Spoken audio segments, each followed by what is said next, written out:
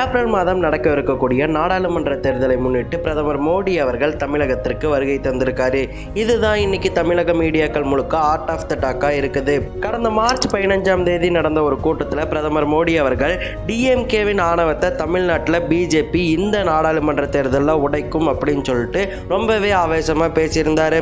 இது தமிழக எதிர்க்கட்சிகளுக்கு ஒரு அச்சத்தை கொடுத்துருந்துச்சு. அதனை தொடர்ந்து மார்ச் 18ஆம் தேதியான இன்னைக்கு கோவையில் பிரதமர் மோடி அவர்கள் வாகன பேரணியில் ஈடுபட இருப்பதாகவும் அந்த வாகன பேரணியில் மக்கள் கிட்ட பேசவிருப்பதாகவும் தகவல் வந்திருக்கு. அதோட மார்ச் 18ஆம் தேதி கோவையில் வாகன பேரணியை முடிச்சுட்டு மார்ச் 19ஆம் தேதி சேலத்தில் நடக்கவிருக்கக்கூடிய மாபெரும் பொதுக்கூட்டத்தில் பிரதமர் மோடி அவர்கள் உரையாற்ற போறாரு அப்படிங்கிற தகவல் தமிழகத்தையே தீப்பிடிக்க வச்சிருக்கு.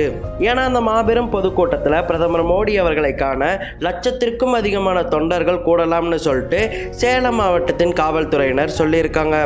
இந்த பிரதமர் மோடியின் வருகை தொடர்பாக பாஜகவின் முன்னாள் மாநில தலைவரான எல் முருகன் என்ன சொல்லியிருக்காருன்னா, இந்த பாஜகவின் கூட்டத்தில் முன்னாள் முதல்வர் ஓ பன்னீர்செல்வம் அவர்களும் அம்மா மக்கள் முன்னேற்ற கழகத்தின் கட்சியின் தலைவருமான எம்எல்ஏயுமான டிடிவி தினகரன் அவர்களும் பங்கேற்பார்கள் அப்படின்னு சொல்லிட்டு எல் முருகன் தெரிவிச்சிருக்காரு.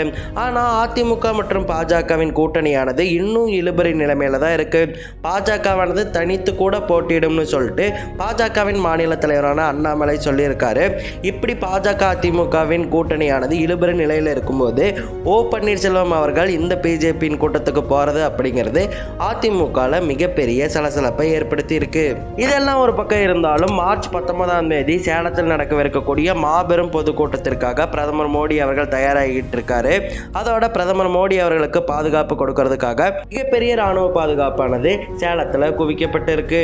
இதுதான் இன்னைக்கு தமிழகத்தில் ஆர்ட் ஆஃப் த டாக்கா இருக்கு. இந்த செய்தி உங்களுக்கு பிடிச்சிருந்துச்சுன்னா மறக்காம நம்ம சேனலுக்கு சப்ஸ்கிரைப் பண்ணிருங்க.